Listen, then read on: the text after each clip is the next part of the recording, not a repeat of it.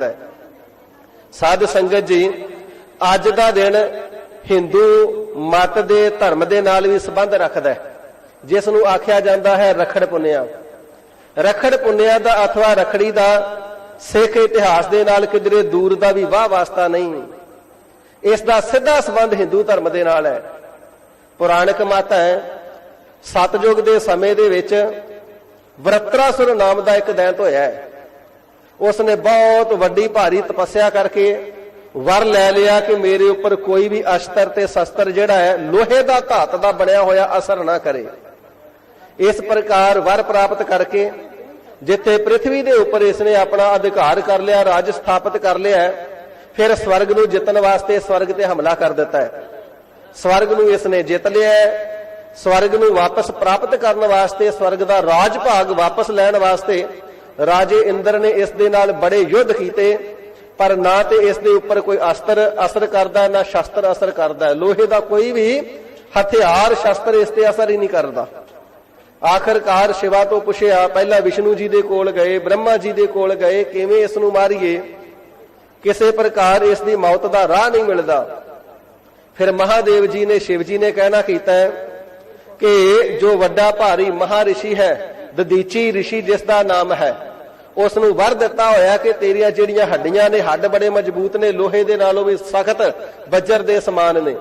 जे ददीची ऋषि दिया हड्डियां दा शस्त्र बना करके तू मैदाने जंग विच जावे, तो उस शस्त्र दे नाल जो दैंत है वरत्रासुर मारिया जाएगा।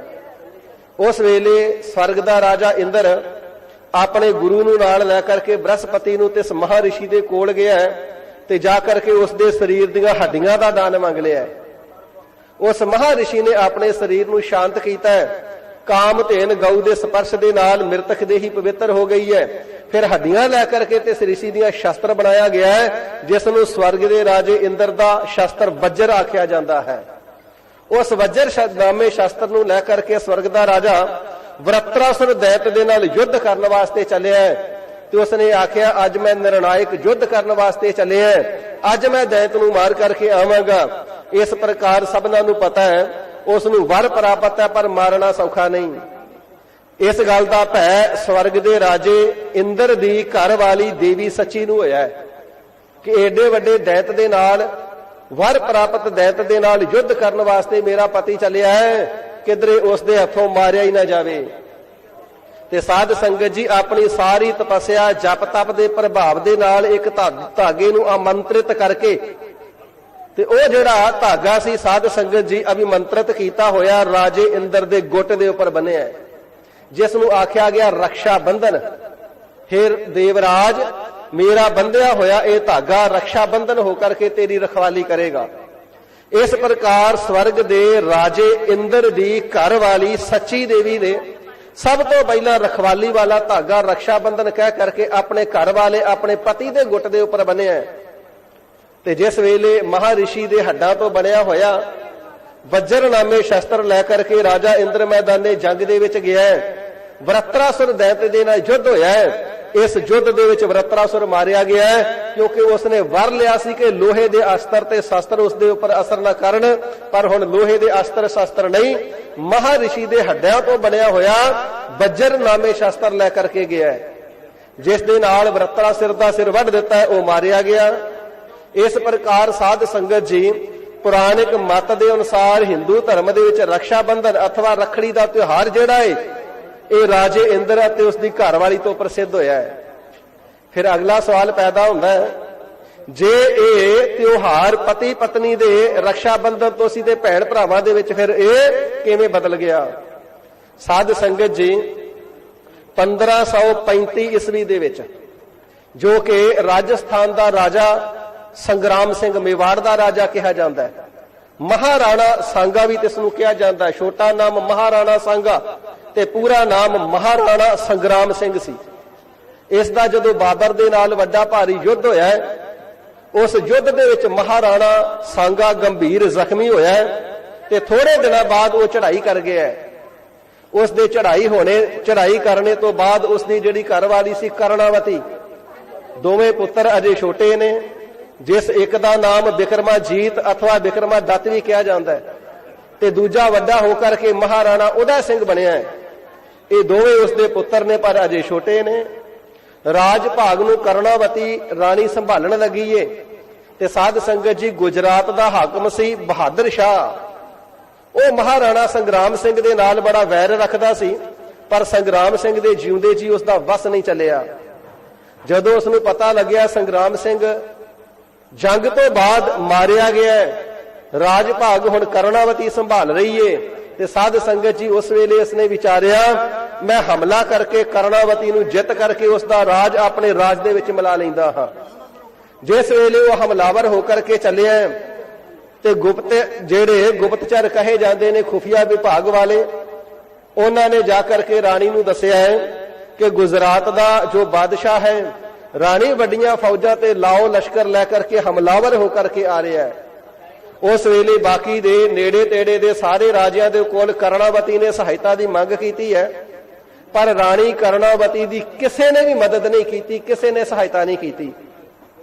ਆਪਣੇ ਆਪ ਨੂੰ ਅਸਹਾਏ ਜਾਣ ਕਰਕੇ, ਸਹਾਇਤਾ ਤੋਂ ਰਹਿਤ ਜਾਣ ਕਰਕੇ ਉਸ ਵੇਲੇ ਬਾਬਰ ਦੇ ਪੁੱਤਰ ਹਮਾਯੂ ਦੇ ਕੋਲ ਇੱਕ ਧਾਗਾ ਭੇਜਿਆ ਹੈ ਕਰਨਾਵਤੀ ਨੇ, ਤੇ ਉਸ ਦੇ ਦਰਬਾਰ ਦੇ ਵਿੱਚ ਇਸ ਦੇ ਮੰਤਰੀ ਗਏ ਨੇ, ਤੇ ਜਾ ਕਰਕੇ ਕਹਿਣਾ ਕੀਤਾ, ਬਾਦਸ਼ਾਹ ਸਲਾਮਤ, ਮੇਵਾੜ ਦੇਸ਼ ਜਿਹੜਾ ਕਿਸੇ ਦੇ ਪਾਸੋਂ ਥੋੜੇ ਯਤਨ ਨਾਲ ਜਿੱਤਿਆ ਨਹੀਂ ਜਾਂਦਾ, ਮਹਾਰਾਣਾ ਸਾਂਗਾ ਦੀ ਧਰਮ ਸਪਤਨੀ ਮਹਾਰਾਣੀ ਕਰਨਾਵਤੀ, ਉਸਨੇ ਤੁਹਾਡੇ ਵੱਲ ਮਿੱਤਰਤਾ ਦਾ ਹੱਥ ਵਧਾਇਆ ਹੈ, ਉਹਨੇ ਤੁਹਾਨੂੰ ਆਪਣਾ ਭਰਾ ਸਵੀਕਾਰ ਕੀਤਾ ਹੈ, ਤੇ ਬੇਨਤੀ ਭੇਜੀਏ ਤੁਸੀਂ ਉਸ ਨੂੰ ਆਪਣੀ ਭੈਣ ਸਵੀਕਾਰ ਕਰੋ।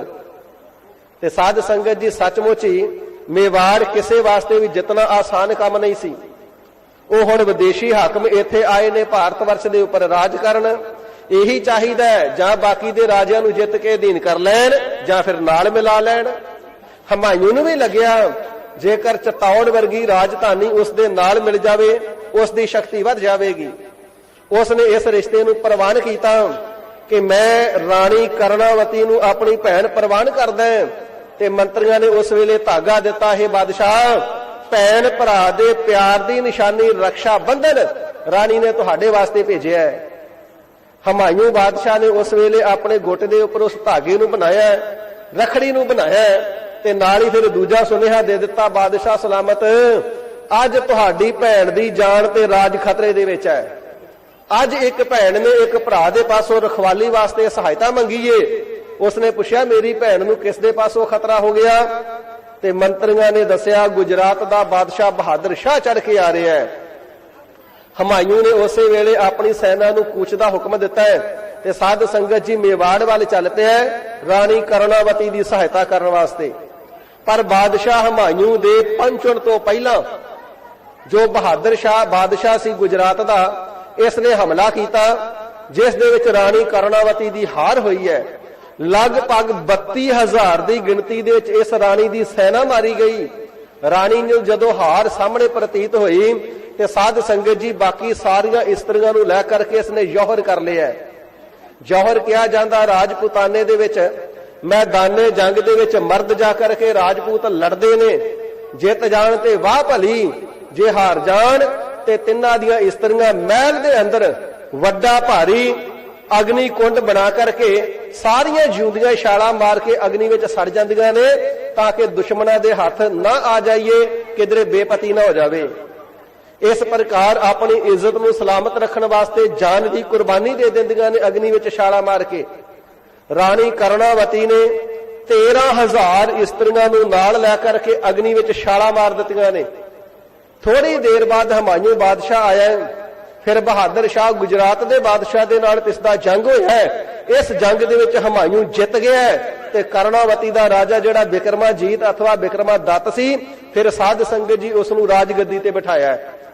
ਜੋ ਸੰਮਤ ਬਿਕਰਮੀ ਚੱਲਦੀ ਹੈ, ਇਹ ਉਹ ਵਾਲਾ ਬਿਕਰਮਾਜੀਤ ਨਹੀਂ, ਇਹ ਮੇਵਾੜ ਦਾ ਰਾਜਾ ਹੈ।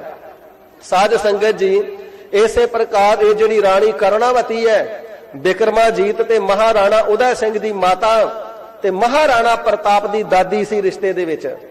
ਇਸ ਪ੍ਰਕਾਰ ਇਸ ਰਾਣੀ ਨੇ ਹਮਾਯੂ ਵਾਸਤੇ ਇੱਕ ਧਾਗਾ ਭੇਜਿਆ ਸੀ, ਜਿਸ ਨੂੰ ਰਖੜੀ ਦਾ ਰਕਸ਼ਾ ਬੰਧਨ ਦਾ ਨਾਮ ਦਿੱਤਾ। ਹਮਾਯੂ ਨੇ ਭਰਾ ਬਣ ਕੇ ਇਸ ਦੀ ਰਖਵਾਲੀ ਕੀਤੀ ਸੀ। ਇਸ ਪ੍ਰਕਾਰ ਇਸ ਨੂੰ ਭੈਣ ਭਰਾ ਦਾ ਬੰਧਨ ਆਖਿਆ ਜਾਣ ਲੱਗਾ।